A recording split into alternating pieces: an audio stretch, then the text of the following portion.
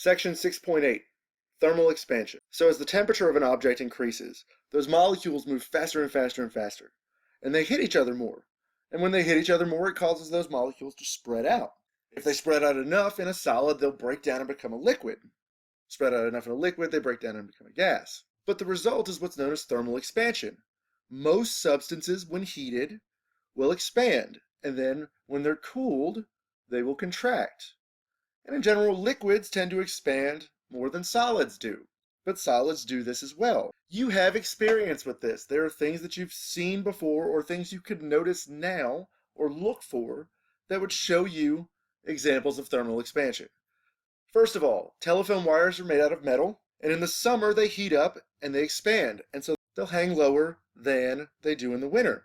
If you have trouble opening the metal lid on a glass jar, if you run that metal lid under some water, some hot water, the hot water will heat the metal, and that metal will expand a little bit, and the slight expansion will allow you to pop the lid open.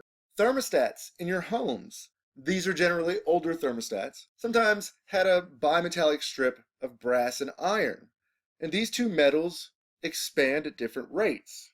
So when it got hot, one metal would expand more than the other, and when it got cold, the other metal would expand more than the other, and the differences told the thermostat whether to turn on the heater or the air conditioner. Finally, you may notice as you drive across bridges that very long bridges have little gaps in them. They look like little teeth, and they're generally made out of metal. In the winter, if you pay attention, you can sometimes see a little bit of space in between each of those gaps. But in the summer, you might not notice that so much.